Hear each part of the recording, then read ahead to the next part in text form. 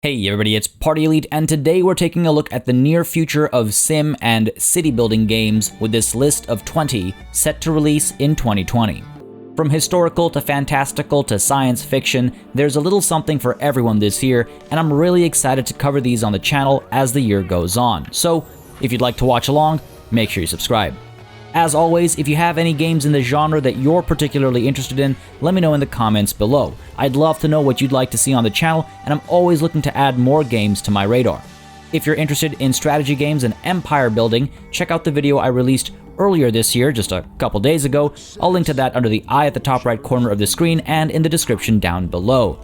Now, there's no more time to waste because there's a lot to talk about, so let's dive right into it with my 20 most anticipated city building and sim games of 2020. Ostriv is set to release in Q1 of 2020, bringing us to the 18th century, looking to challenge us with extremely complex production chains. Looking at the gameplay that's already out there, it certainly looks like there's a ton of weight put on variety, with a large list of resources to produce, import or export, from water to wheat, to fish, to buckwheat, to clay, to logs, to eggs, to more and more. Alongside this comes a deep economic system and pretty nuanced production chain management, at least one would think.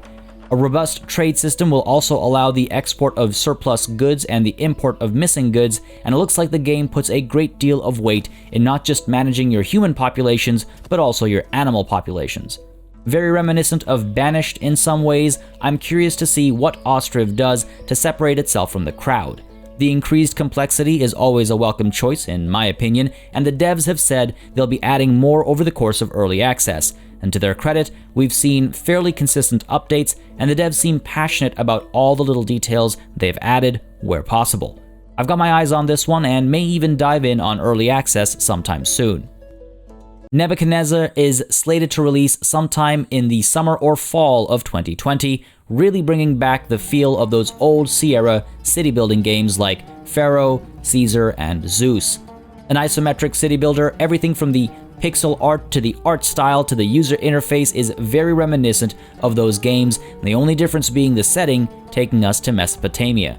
A central campaign of 16 missions covers different parts of Mesopotamian history, from the foundation to the conquest of Babylon by the Persians in 6th century BC.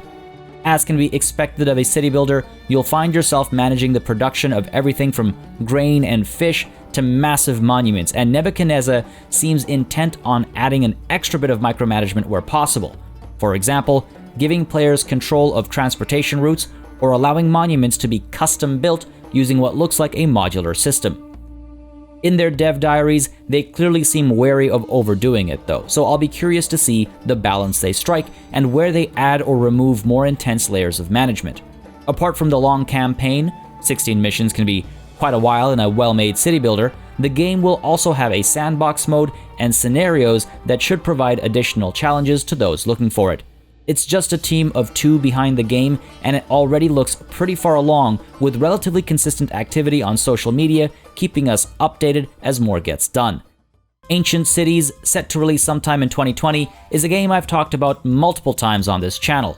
Originally set to release in 2018, but then delayed a few times with a backer beta planned in the first half of 2020, the game is one of many city builders set in prehistoric times that were all going to release at once. As a backer of the game myself, I remain excited to see how the devs pull the game off. They've clearly spent a ton of time researching the tools and cultures of the era as much as possible, and they seem passionate about the topics. The game itself looks very beautiful as well, at least what we've seen, and as a survival city builder, players will be dealing with not only the development of their own city, starting in the Neolithic Revolution, but also with outside invaders coming in as raiders and other threats. World events, migration, technology, wants, needs, aspirations, different cultures, and faith all make appearances in notes, screenshots, and footage released by the developers, and so I'm curious to see all these factors in action in a time period that isn't often covered by this genre of games. The devs are still very active on social media after an awkward period of silence, so I continue to look forward to the pending release of this game, and you can definitely expect me to start covering it as soon as possible on this channel. Airborne Kingdoms, set to release sometime in 2020, has a very interesting concept that instantly piqued my interest. If the name of the game didn't give it away, the game has you building floating cities that you can fly around to explore for resources, discovering lost technologies, while keeping your people alive and afloat, needing to maintain lift as your city grows larger and larger. The whole airborne part of things is more than just a gimmick. Buildings all have weight, and the heavier your city is, the slower it'll move, unless you add more buildings that provide lift, like propellers or hot air balloons. And buildings have different weights, naturally, so you can end up with a very lopsided looking city that still manages to maintain balance, a very important factor, as a city flying at a tilt will fly slower and degrade faster. Floating around and sending people to the surface to collect resources like food, fuel, and water is just part of the resource management, as faith, aesthetics, and entertainment also act as key metrics for the people's happiness, something you need to look out for if you want more people to migrate to your city. Modular building systems and a very Arab-themed art style leads to some great variety in visual aesthetic, and honestly, the game looks breathtaking in its own stylized way. With limited research preventing you from just learning everything on every playthrough and quests to execute for other floating cities you come by, it sounds like there's a fair bit of room for decision-making, variety, and moral choices as well, and it sounds like there's a story to go alongside the game too, though the devs have been pretty hush-hush about it. This is an Epic Games Store exclusive, unfortunately, so if you're trying to find it, that's where it'll be. Workers and Resources Soviet Republic might be coming out of early access on March 15th, 2020 if it manages to stick to its current timelines, and I've already been playing this game a ton in early access because it is just that good. You can watch over 60 hours of gameplay on this channel if you're curious to see more details, but in short, this is a game set in the 60s to 80s where you manage the construction not just of a Soviet-themed city, but an entire Soviet republic. Calling it a city builder, as I've said before, is a bit of a misnomer. The game really has a wild sense of scale, making you build multiple cities on one massive map, connecting them with roads, railroads, ships, and more, forcing you to seek out natural resources all around the map, or through trade. The game is extremely complex, with tons of production chains to take care of, from the simple food and alcohol to the more intricate production of steel and electronic components and even automobiles. And what's more, you can actually use your own raw materials to plan and build all the buildings, transit systems, and even the vehicles in your city. From start to finish, you can build a self-sustaining nation, relying on exports to your neighbors to strengthen your economy, and even then, the game will implement a supply and demand system to ensure you have to have a variety of things to export unless you want your economy to crash and burn as a result of flooding the market. I'm a huge fan of this game, and despite being in early access, it was my favorite game of 2019, so its pending full release definitely deserves to be on this list. Massive updates come through every once in a while, bringing all manner of new mechanics, and the very active modding community is a great bit of help in keeping the game alive between those massive updates. Honestly, check this game out in early access or watch the countless hours of gameplay on YouTube. If you like complex city builders, this one's a must, despite some jankiness and okay at best visuals. Super excited to see what's in store for this one in 2020. Before We Leave is set for a spring 2020 release on the Epic Games Store, with a later release on other storefronts, and it bills itself as a non-violent city builder.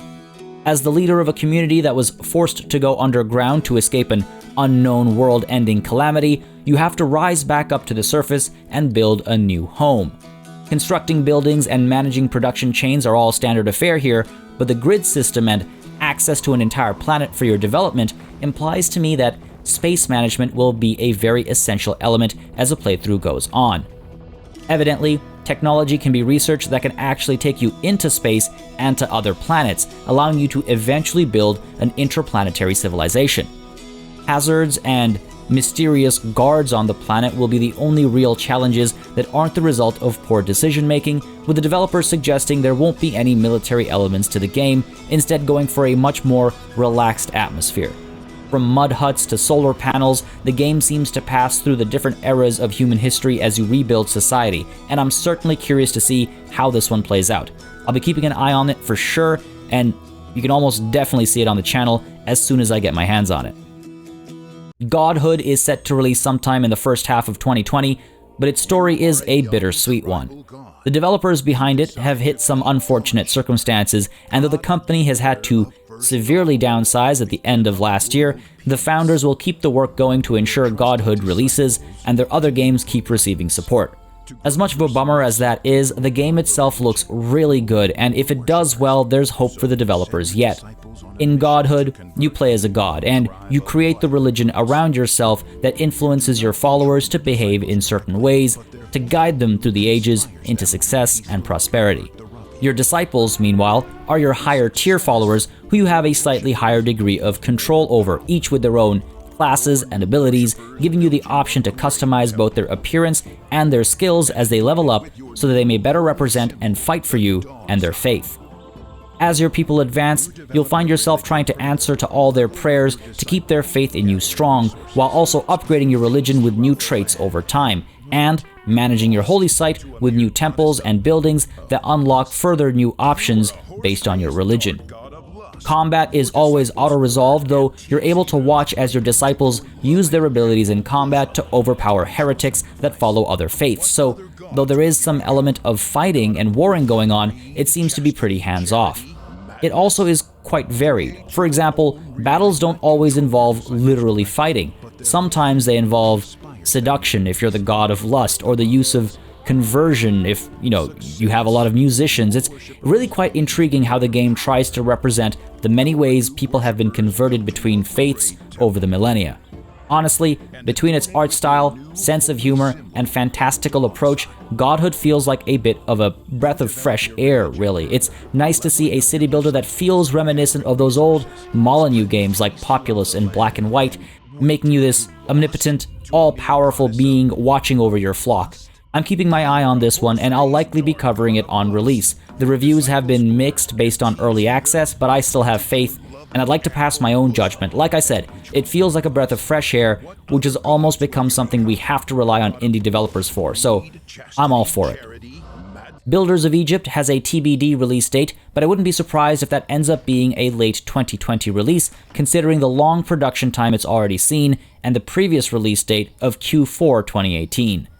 The game was once titled Hard Ancient Life, but that working title has been swapped out for something a lot more specific to what you can expect. This is a city builder set from the birth of old Egypt to the death of Cleopatra VII, and it'll have you planning infrastructure, building production chains, and developing a strong economy, all to survive through a very long and tumultuous time. Diplomacy and politics in the region will play a key role, with requests coming down from the Pharaoh or from other cities, and as a local governor, you'll be faced with tough choices with regards to who to help and how. Immigration brings with it multiple cultures, and trade brings with it prosperity, but failing on multiple fronts could lead to disobedience and even a civil war. Religion, fittingly, plays a key role in the game. Not only do the people of your city have religious needs, but it seems like slightly supernatural effects can be expected when you neglect the gods, them punishing you for ignoring them. There has previously also been talk of implementing a class hierarchy that separates the needs and wants of your citizens depending on where in society they sit, and apart from fighting wars and defending your city from foreign invaders, you will also take on the literally monumental tasks of building the various monuments that Egypt is famed for. From mastabas to obelisks to the pyramids themselves, you'll have to get the right workforce together to spend the tremendous amount of time to build these massive structures. I get some serious Pharaoh vibes from the game, with an updated 3D approach of course, and that's only a good thing. After a long period of relative silence from the devs, they became active once more at the end of last year, so hope has been restored in the development of this game. I'm certainly looking forward to it. Dynasty of the Sands is another ancient Egyptian city builder with a hopeful release in 2020. The game popped up seemingly out of nowhere late last year, but with already a fair bit to show. Gameplay details are sparse, unfortunately, but it sounds like your traditional city builder set in ancient Egypt, dealing with the literal ebbing and flowing of the Nile, trying to rise up from small tents to massive monuments, all while ensuring that the villagers in your cities have their needs and wants met. Managing food, water, happiness, and health is one thing, but you also have to ensure the gods are happy, a seemingly common theme in our Egypt-centered city builders. The gods are real in this one too, and they will punish you for neglecting to worship them. Dynasty of the Sands seems to embrace this supernatural element a bit more, so I'm curious to see how far it'll be pushed over the course of development. The devs have been active on social media and have been constantly releasing more and more footage, so it really does feel like they're further along in their development than one might expect of an indie game that was only just announced. Either way, as a pretty major fan of ancient Egyptian history, I look forward to seeing this one develop and hopefully release in one form or another later this year. Akhenaten Rule as Pharaoh is supposedly coming soon, with a planned release in 2020, and is yet another city builder set in the ancient Egyptian era, a space that seems real hot right now, hot as the Sahara. Akhenaten at least seems to be taking some wildly different steps though, implementing role-playing elements into their city builder, and that's more than enough to raise an eyebrow of excited curiosity. It sounds like you start the game by choosing your pharaoh's name, creating their appearance as it would show on an ancient Egyptian-style mural, customizing their traits, and deciding on how you rose to power. Balancing decisions between chaos and order, you must try and keep the people happy lest they rebel against you and you end up deposed or dead, at which point I assume you need to start over. Your pharaoh can level up their perks and traits, they can ride around on their chariot and partake in chariot races in third person with direct control, and they can deliver eloquent speeches to stir the hearts and minds of the people. From a city building perspective, you can expect all the usual trappings, from producing food to building monuments, but all of the ancient Egyptian city builders I've seen so far, they all have this. This one, though, certainly stands out the most in its apparent attention to detail, its sense of humor, and this strange blend of RPG elements. It's being billed as Tropico but in ancient Egypt, and honestly, that's exactly how I was going to describe it before I realized the devs were doing the same. I'm really excited for this one, especially as it seems to be doing something different for the genre, and I've always enjoyed that tongue-in-cheek sense of humor that Tropico had, and I'm curious to see it applied to this Egyptian backdrop. Evil Genius 2 World Domination is set for release sometime in 2020, and my oh my have I been wishing for this sequel for multiple decades. A science fiction lair builder, Evil Genius 2 makes you the criminal mastermind chasing after world domination, recruiting minions, and defending your operations against the forces of justice. With its fun sense of humor and aesthetic, being bad never looked so fun, except for perhaps in the first Evil Genius game from back in 2004. Build an island lair, train specialists and henchmen from your grunts, build booby traps and complex trap systems to throw back the good guys when they attack you, and partake in evil plots to build a doomsday device and take over the world. From baking Alaska to selling the British royal family, even the end of the world scenarios will maintain the sense of humor, and if the game is anything like the first, it should be an absolute joy to build your evil lair and try to take over the world. I can't wait to see what this game has in store for us, and I can see it having a very long shelf life with thematic DLC and challenges being released periodically. We know very little with concrete certainty right now, but it feels like the developers know exactly what made that first game popular, and they're trying to recreate it, so I'm all gung-ho for this one. It'll definitely be getting coverage on this channel, because world domination is one of my favorite ways to kill time. The Settlers is going to be releasing in 2020 after a slight delay in its Q4 2019 release plans. Set to release on Uplay and the Epic Game Store, coming in a whole decade after the last real entry into the series, The Settlers should make for a great game for those interested in multiple complex systems coming together, mimicking realistic supply chains, blended with more traditional elements of strategy games such as trade and war. There isn't too much information to go on with regards to game length or complexity, but it sounds like single and multiplayer options will be available, including cooperative and versus modes. We don't know many details about the single-player campaign either, only that the Settlers' original continent is abandoned due to some cataclysm, and now they arrive on ships onto uncharted territory, coming across a mysterious indigenous people. The vibrant and light-hearted art style is a joy to look at, but don't let that fool you. Behind the pretty pictures sits a very complicated web of systems, if previous games in the series are anything to go by, and seeing the frequent updates from the devs that have been showcasing many of the buildings and how they work together suggests that yes, this game isn't planning on oversimplifying things in any way. I'm extremely excited for this one and can't wait to cover it on the channel. I've been talking about it since it was first announced and I've been eagerly awaiting since. Foundation is set to release sometime in 2020 after entering early access in February of last year. Pushing aside the restrictive grid-based building systems of most city builders, Foundation gives us a much better model of what medieval city planning in Europe may have actually been like, meaning there's very little of it. An organic building system, Foundation only gives the player direct control over the construction of certain buildings, such as castles, monasteries, their own manor, marketplaces, and production facilities, but everything else, from roads to houses and all, come up organically based on the needs of the people and the zoning rules you set forth as the mayor of the town. This creates very interesting sprawling cities as you try to work around the natural walking paths of your people, trying to ensure efficiency survives through your planning. I really love how this blend of organic and structured building works, and it goes even further with some of the larger monuments, allowing players to actually build complex structures using a modular system, adjusting material costs to reflect the size and complexity and even the pieces used in the building in question. So for example, when you're building your castle or your monasteries, you'll be able to place individual windows and gates and doors and spires, and depending on what you place and how tall and wide and big you make them, it'll cost a different amount of materials to build that building. It's a very interesting system, actually. Now, I've covered this game on the channel before, and you can find my video on it under the I at the top right corner of the screen if you'd like to learn more. But between its quest-giving system that involves the clergy, nobility, and the people, and its trade and resource management systems, Foundation is a charming city builder with an adorable look and lots to do. I've been meaning to dive back into it for a while, and as we get more updates getting closer and closer to release, I might just do that. I'm very excited to see what the finished product looks like, as my time with the early access period has been an absolute joy. Hotel Magnate is supposedly coming soon, hopefully implying a 2020 launch, considering they'd already sent out some early look keys last year after a successful Kickstarter. If the title didn't give it away, this game is a simulator tycoon style game where you're put in charge of your own accommodation business.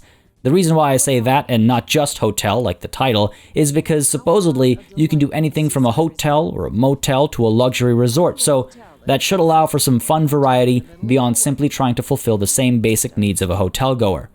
Starting with an empty lot, you can build restaurants, spas, pools, gyms, bars, conference halls, and more to appeal to the different types of guests that might come to stay, from the backpackers to the business people to the luxury seekers and health nuts. Hire employees to maintain and manage the various tasks in your hotel, upgrade facilities to attract wealthier patrons, and spend time building and furnishing the hotel, customizing decor as you see fit in order to impress your guests. Adjust everything from room prices to wages, and take control of marketing to bring the right crowd to stay at your resort. A really interesting element is how the game takes decisions you make and brings about relevant consequences. An example that's been given is the potential to lower the price of alcohol to get more people to buy it to generate a higher profit. But that lower price of alcohol attracts a younger crowd that tends to party hard and cause property damage and maybe lower the reputation of your hotel, so it's known to be a bit of a sleazy joint. It sounds like there are some pretty high ambitions for the game, and there are some really interesting mechanics being discussed. I'm especially a fan of the consequences derived from seemingly simple, innocuous business decisions, and I'm really looking forward to this one. I want to see just how far the developers are willing to push that kind of system. Almost definitely going to be covering this one on the channel as we get closer to release. Good Company will hopefully be releasing in 2020 after it missed its original early access date in Q2 of 2019, though it has been doing some public testing as of December of last year, and will be doing a second round soon. A management sim that can be played in both single and multiplayer, you are put in charge of a robot manufacturing corporation in the 80s, a corporation that starts with just you as the sole worker, but quickly expands to include a workforce where employees will be handling production, logistics, and research while you design more and more complex products to meet evolving market demands. Managing operations and the flow of a production chain should provide for a fun challenge, and if the market that you're catering to is interesting and dynamic, I imagine there will be a fair bit of replayability available here as well. I like the simplicity of the art style and the corporate sense of humor as well, and I really hope that translates nicely into some fun mechanics too. Will we be in charge of cheesy marketing campaigns and dealing with HR policies, maybe dealing with venture capitalists and throwing corporate holiday parties. Either way, what I've seen so far has certainly piqued my interest. It has a lot of potential to balloon up in scale, and it's always exciting to see the potential in games like this. Going Medieval, marked simply as coming soon, is going to take us back to a time shortly after the Black Death, a plague that wiped out an astronomical percentage of the world's population. The player leads a group of survivors attempting to rebuild society at a time of outlaws, barbarians, and religious fanatics. It sounds like Going Medieval is one of those fancy new blended survival city building games where you design and grow your settlement into a massive stone castle from a small hut, protecting your villagers against outsiders and the elements alike. Managing moods and ensuring production lines are flowing smoothly are, naturally, key elements, and though the game looks simple, there are some interesting mechanics active behind the scenes, like how flora and fauna work or how the building mechanics and systems can get pretty complex. But it sounds like the personal histories and agendas of your villagers will make for some of the most interesting moments and mechanics, and apart from the starting villagers, you'll be getting folks to migrate to your society over time, adding more and more layers to that. The stat lines for the villagers are quite broad as well, covering everything from animal handling and botany to intellect, medicine, and even speechcraft, so I'm curious to see how all of these elements tie in to the game's systems. It looks like production chains get relatively complex as well, allowing you to do everything from farm to build weapons, and I feel like with complex enough chains, a wide variety of stats, and the constant tension of external threats, Going Medieval could be a really fun and challenging game with a good bit of variety that allows for replayability. I've got a curious eye on this one for sure, and the devs are very active on social media, so we can see a pretty constant flow of updates. Starmancer is marked as coming soon but was originally set to release last year, so we're likely to see it sometime in 2020. The game has you playing as an AI system in charge of a space colony, looking after the needs and wants of your colonists. Apart from building your colony and protecting it against pirates and enemy factions, you'll be managing colonist jobs, inter-colonist relationships, and colonist mood alongside vitals such as power, water, and atmosphere. Each playthrough promises a dynamically generated solar system and inhabitants, so there should be a fair bit of replayability, and while the sandbox is fun for many, those who want more direction will be able to take on missions to get some form of reward or other. I'm really intrigued by the level of depth being pursued in colonist behavior. Little examples that have been given so far, including the chance for colonists to go insane if they get put under too much pressure and stress, or if they've seen too many friends get popped out the airlocks. There's talk of friends caring more for friends and less so for enemies, so things like death and love are very real in the confined spaces of your colony, and beyond that, individual colonists not only have memories that they keep, but they also partake in gossip, spreading rumors that might cause issues to your authority. A great example that's been given is the potential of a mutiny to kick off if you jettison a particularly popular colonist out of the airlock. This kind of people management in a very unexpected environment should lead to some really fun moments, and I'm curious to see how far the developers push these ideas of isolation in space and how people might behave in various scenarios. Really looking forward to this one. Space Haven is another space colony builder that might be releasing in 2020. I'd already played some earlier versions of it and have seen the game's core systems in action, so I'm pretty confident in this one. You lead a small crew of civilians in search for a new home, building your spaceship using the isometric grid system, managing the crew's needs and wants, optimizing the flow of essentials, and coming across other spacefarers as you explore the universe. After an extremely successful Kickstarter, development has been progressing at a steady rate, with constant updates being delivered showcasing the art and plan functionality, from new user interfaces to ship-on-ship combat elements. The level of simulation should make for an interesting challenge, and I've seen comparisons being made to RimWorld, a very impressive target if the intent is to have complex, intertwined building management systems working alongside complex personalities. Maintaining oxygen levels is a key part of the game, with an entire gas system simulation being flaunted, and players will also be in charge of maintaining power and climate as well as comfort. And on the topic of comfort and complex personalities, we've seen how the game simulates needs, moods, health and sickness, and relationships of crew members, including issues like starvation, hygiene, overeating, or mental breaks.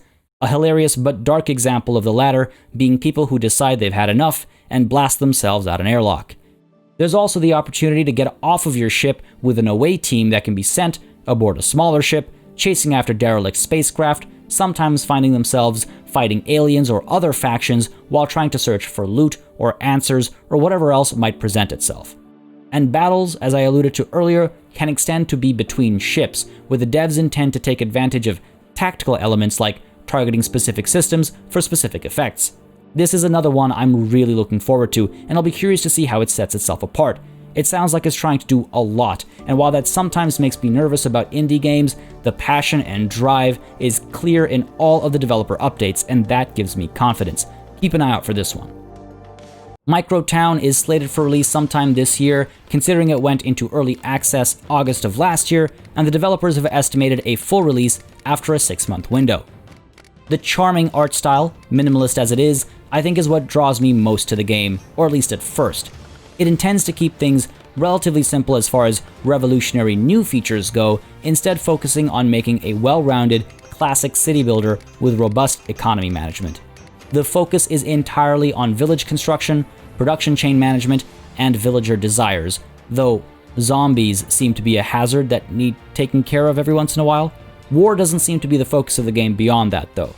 Researching through a tech tree will unlock new materials and professions, and production chains will allow for everything from the production of food to the mining of ore and the brewing of beer. I think the breadth of the production chain options is where this game will truly stand out. By minimizing the visual legwork required, the game will be able to add tons of buildings and animals and end products with relative ease, and looking at the developer's Twitter account, it feels like every few weeks he's managed to add a new type of product, including things I don't recall ever seeing done before, like flowers being used to produce honey. Through bees, obviously. Now, as with some of the other games on this list, I'm really curious to see how this game will push the boundaries, and I'm very excited to cover this one on the channel. Kerbal Space Program 2 is slated to release sometime in the upcoming fiscal year, meaning it might be anytime between April 2020 and March 2021, as per Take-Two. It was initially confirmed for a 2020 launch, so despite what sounds like a business-related delay rather than a development-related delay, I think we're likely to see the game sometime this year. Kerbal Space Program did an amazing job of making rocket science seem somewhat approachable, allowing you to build custom rockets and explore the final frontier in a variety of modes from campaign to sandbox. Researching tech unlocks new capabilities, and the more design-inclined are able to push the modular building system to some absolutely ridiculous lengths, while the modding community kept bringing amazing new features to the game.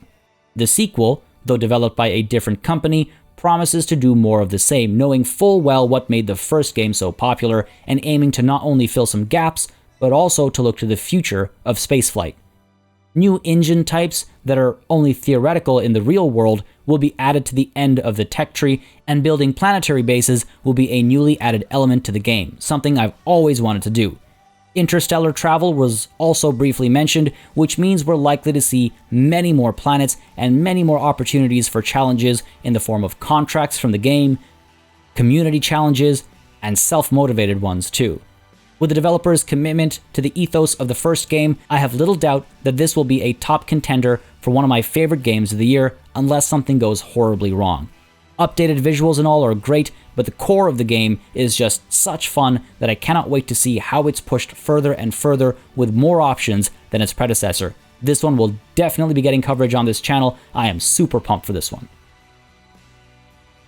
And that's that, folks. 20 city building and simulation games for 2020, each one bringing something special to the table in its own way, despite some of the redundancies we're seeing.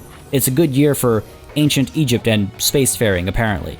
As I said before, if you want to keep an eye out for more coverage on the games in this list, make sure you subscribe to the channel if you haven't already, and if you have any games of your own that you're excited for and you'd like to share, let me know in the comments down below. I always look to add more games to my personal list so I know what people are excited for and what I might be excited for down the line as well. A massive thanks goes out to all of my channel members and patrons for supporting the channel on a monthly basis to keep us alive and running smoothly, and a big ol' thanks goes out to each and every one of you for watching. Until next time, cheers.